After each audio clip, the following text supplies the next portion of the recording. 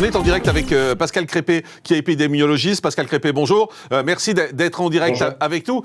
Honnêtement, quand on entend le professeur Raoult, la première question spontanément qui vient, c'est est-ce que la vaccination peut donner le Covid ? Oui, je comprends. Et effectivement, lorsqu'on entend tenir ce genre de propos, on ne peut être qu'inquiété. Malheureusement, je pense que le professeur Raoult fait là encore peut-être deux petites erreurs.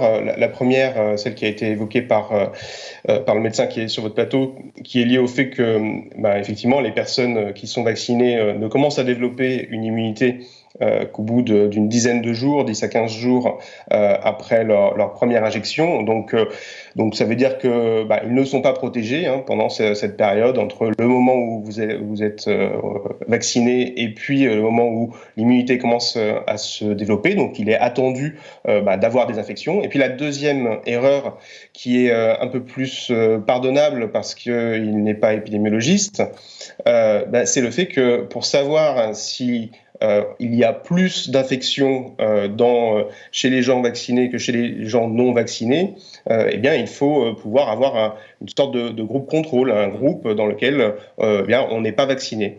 Et c'est ça qui a été fait justement dans les études de phase 3. On a observé des gens vaccinés et on les a comparés à des gens qui n'étaient pas vaccinés sur les mêmes périodes. Et on n'a pas observé de surinfection de personnes qui développaient un Covid chez les vaccinés par rapport aux gens qui n'étaient pas vaccinés. Ce qui fait que les observations du professeur Raoult restent des observations qui ne sont difficilement interprétables parce que justement on ne peut pas les comparer à une référence qui serait des personnes qui ne sont pas vaccinées. Mais Pascal Crépé, est-ce qu'on peut dire de façon certaine ce matin, alors qu'il est, que se faire vacciner contre le Covid-19 ne donne pas le Covid ?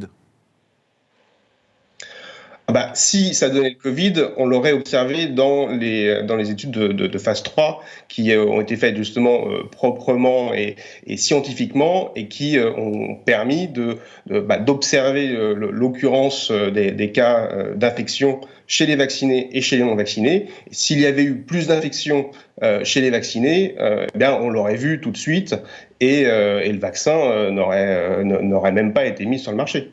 D'accord, donc là-dessus, on est sûr que ça ne donne pas le Covid.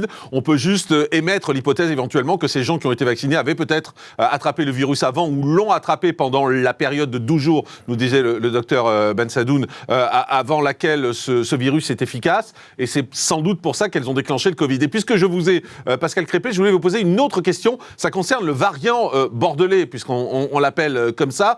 Ça a créé beaucoup de remous pendant tout le week-end sur les journaux, sur les plateaux des chaînes info. Est-ce que ce variant est inquiétant ? Alors, ce variant, il est inquiétant comme tous les variants que l'on peut voir. C'est une illustration de plus du fait que l'histoire n'est malheureusement pas totalement finie avec ce virus. Il y avait déjà eu des variants un peu du même type en Bretagne, dans le Finistère ou un autre à Lannion. Donc ça montre juste qu'il faut vraiment rester vigilant, garder les bonnes pratiques acquises vis-à-vis des gestes barrières, de la limitation des contacts, etc.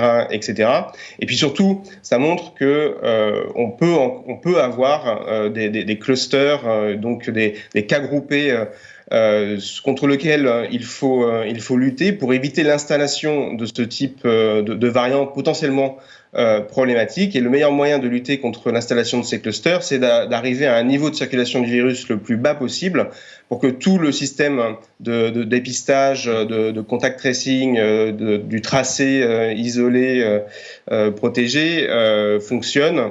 Et qu'ainsi ce genre de phénomène ne se traduise pas en chaîne de contamination importante et en installation d'un nouveau variant sur le territoire. Merci beaucoup Pascal Crépé, épidémiologiste. Merci d'avoir été avec nous. Voilà, ça faisait